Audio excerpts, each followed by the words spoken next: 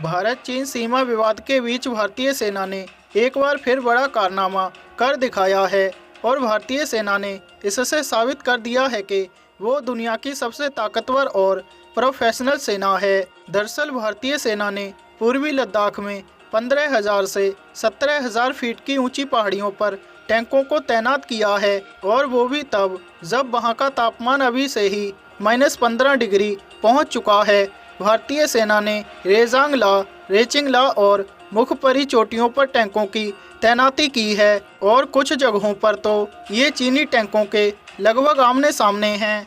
बता दें, टैंकों को सैनिक इतिहास में कभी भी इतनी ऊंची पहाड़ी पर तैनात नहीं किया गया था और 50 से 60 टन वजनी टैंकों को इन पहाड़ियों पर चढ़ाने के लिए आसपास की पहाड़ियों से ट्रैक बनाए गए और इनके जरिए इन टैंकों को यहां तक पहुंचाया गया। ऐसे में माना जा रहा है कि चीन की तुलना में भारतीय टैंक बेहतर स्थिति में तैनात हैं। दरअसल चीन की किसी भी हिमाकत के जवाब में भारतीय सेना ने सितंबर में ही अपने टैंकों को पहाड़ियों पर चढ़ाना शुरू कर दिया था।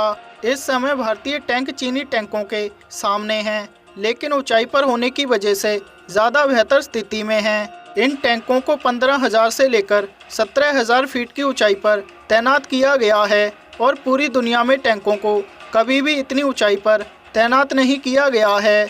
गौरतलब है कि इससे पहले जनरल थिमैया ने नवंबर 1948 में लद्दाख पर कब्जा कर रहे पाकिस्तानियों को खदेड़ने के लिए जोजिला पास पर हल्के सटुअट टैंकों का इस्तेमाल किया था और उस समय भी पूरी दुनिया ताज्जुब में पड़ गई थी।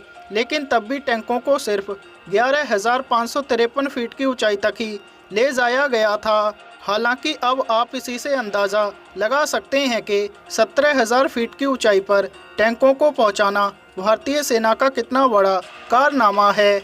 बता दें, भारतीय सेना ने 2015 से ही लद्दाख में टैंकों को तैनात करने की शुरुआत की थी। दरअसल लद्दाख के मैदानों में टैंकों और बख्तरबंद गाड़ियों के बड़े ऑपरेशन के लिए खुले मैदान हैं और चीन के साथ मई में तनाव शुरू होने के साथ ही भारतीय सेना ने लद्दाख में तैनात टैंकों और बख्तरबंद गाड़ियों की ताकत को न केवल बढ़ाया बल्कि उन्हें आगे के मोर्चों पर भी लेकर गए। इनमें सबसे बेहतर T-90 टैंक हैं।